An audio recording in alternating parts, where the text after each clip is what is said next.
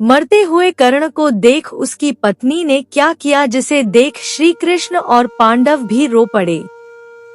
दानवीर कर्ण महाभारत के अहम पात्र थे। वह कुंती और सूर्यदेव के पुत्र थे। कुंती ने कर्ण को बचपन में ही नदी में प्रवाहित कर दिया था। उनका लालन पालन अधिरथ और राधा ने किया था। महाभारत की कथा के अनुसार कुंती ने लोक लाज के डर से पुत्र कर्ण को बचपन में ही एक बक्से में रखा और नदी में बहा दिया था। इस बक्से को भीष्म पितामह के सारथी अधिरथ और उनकी पत्नी राधा ने देखा और जब उसमें बच्चा मिला तो उन्होंने उसका लालन पालन किया। पालनकर्ता माता के नाम पर कर्ण को राधे भी कहा जाता है। कर्ण को दुर्योधन ने अंग देश का राजा बनाया, जिसके कारण उनको अंगराज भी कहा जाता है। कर्ण अर्जुन की तरह ही महान धनुर्धर थे। भगवान परशुराम ने स्वयं कर्ण की श्रेष्ठता को स्वीकार किया था। उनकी ख्याति दानवीर के तौर पर थी। वह इतने दानवीर थे कि उनसे कोई भी चीज अगर मांग ली जाए तो वो उसे दे देते थे। यही वजह थी कि महाभारत युद्ध से ठीक पहले इंद्र ने उनसे उनके दिव्य कुंडल और कवच दान में मांग लिए थे। अगर यह दिव्य कुंडल और कवच कर्ण दान में नहीं देते तो उनकी कभी मृत्यु नहीं होती।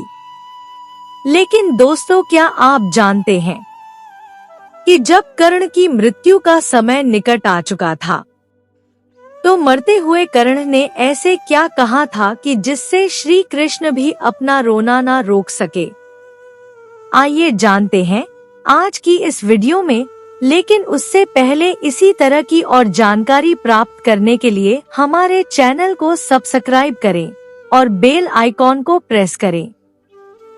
जैसा कि आप जानते हैं कि कर्ण कुंती के पुत्र थे और जब सूर्य ने कुंती को वरदान दिया तो मंत्र बल से उन्हें पुत्र रूप में कर्ण की प्राप्ति हुई थी। चूंकि उस वक्त कुंती अविवाहित थी, इसलिए उन्होंने कर्ण का त्याग कर दिया और बाद में उन्हें एक रथ चालक ने पाला। रथ चालक का पुत्र होने के कारण उन्हें सूत पुत्र कहा गया।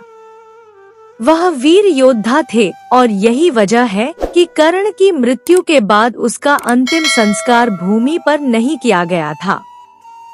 दरअसल उन्होंने श्री कृष्ण से यह वरदान मांगा था कि मृत्यु के पश्चात मेरी देह का ऐसे स्थान पर अंतिम संस्कार कीजिए जहां कोई पाप ना हुआ हो। बचपन में कुंती ने एक बार दुर्वासा ऋषि का बहुत अच्छे तरीके से अतिथि सत्कार किया था। इससे प्रसन्न होकर दुर्वासा ने कुंती को एक मंत्र दिया, जिसके द्वारा वह किसी भी देवता को बुला सकती थी। एक दिन कुंती के मन में उस मंत्र को आजमाने का ख्याल आया। वह बाहर निकली तो देखा कि सूर्य अपनी पूरी भव्यता में चमक रहे थे। उनकी भव्यता देखकर वह बोल पड़ी, मैं चाहती हूँ कि सूर्यदेव आ जाएं।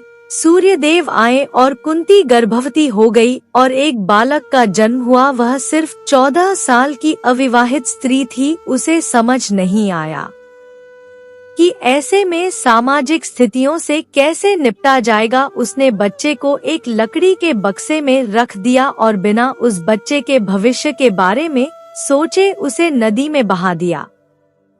उसे ऐसा करने में थोड़ी हिचकिचाहट हुई, पर वह कोई भी कार्य पक्के उद्देश्य से करती थी। एक बार वह अगर मन में ठान लेती तो वह कुछ भी कर सकती थी। उसका हृदय करुणा शून्य था। कर्ण एक ऐसा पात्र था महाभारत में जिसे देव पुत्र होने के बावजूद भी सामाजिक प्रताड़ना का सामना करना पड़ा और उसको समाज में अस्वीकार किया गया। महाभारत की कहानी रोचक और दिल दहला देने वाली कहानियां से भरी हुई है। अंगराज कर्ण यानी सूर्यपुत्र कर्ण की मृत्यु महाभारत की कुछ इन्हीं घटनाओं में से एक है। यह बात तो हम सब जानते हैं कि कर्ण की मृत्यु ने दुर्योधन के बल को चकनाचूर कर दिया था। लेकिन क्या आप जानते हैं कि आखिर कर्ण की मृत्यु के बाद उसके परिवार का क्या हुआ? आखिर क्या हुआ उसकी पत्नी का जब उसे कर्ण की मृत्यु की सूचना मिली? अंगराज कर्ण की पत्नी का नाम रुशाली था। महाभारत में कर्ण की पत्नी रुशाली का वर्णन एक बुद्धिमान, चरित्रवान और पतिव्रता पत्नी के रूप में किया गया है। अंगराज कर्ण की तरह ही उनकी पत्नी रुशाली भी एक सूत पुत्री थी। एक सूत पुत्री होने के कारण अपने पिता आधिरथ के कहने पर कर्ण ने रुशाली से विवाह किया था।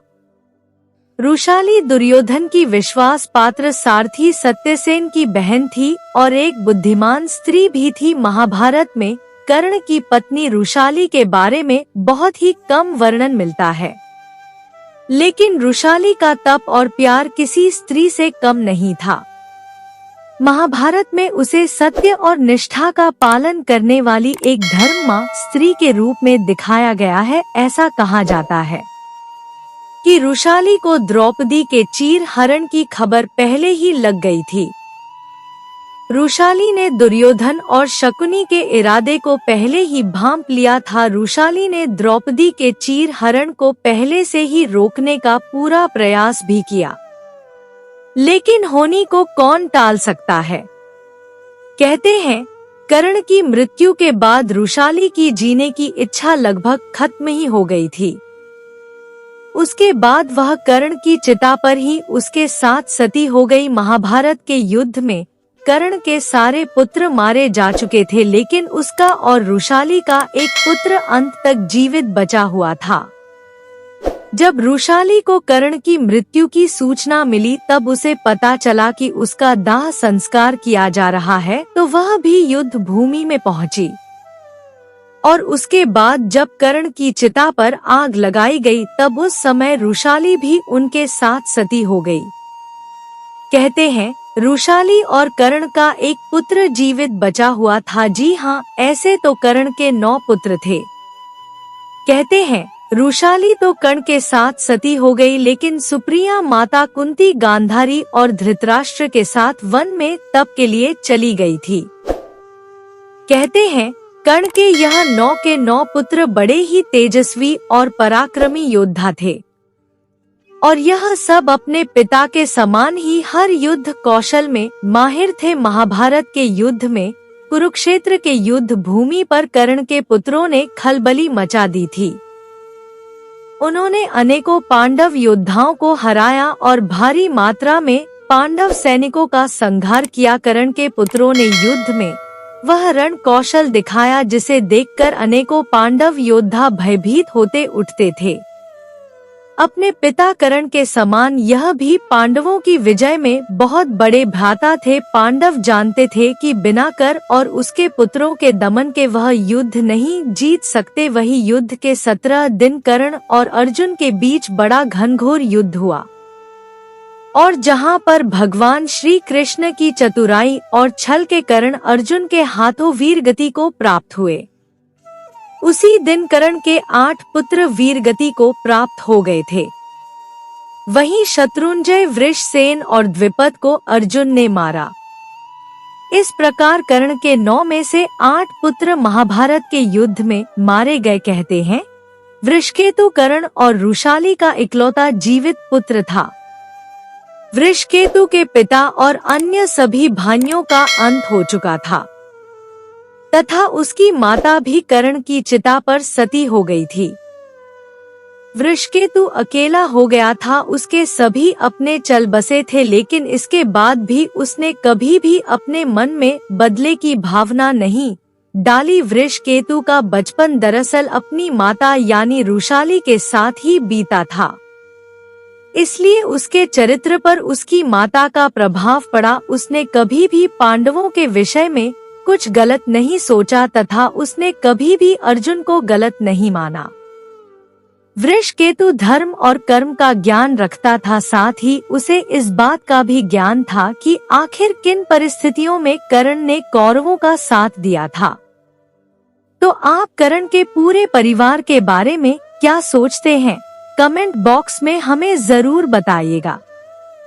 आशा करती हूँ यह कहानी आप लोगों को अच्छी लगी हो। कि अच्छी लगे तो लाइक करें, अपने दोस्तों के साथ शेयर करें, साथ ही चैनल को सब्सक्राइब अवश्य करें। कहानी सुनने के लिए बहुत बहुत धन्यवाद। मिलती हूँ एक और अच्छी कहानी के साथ।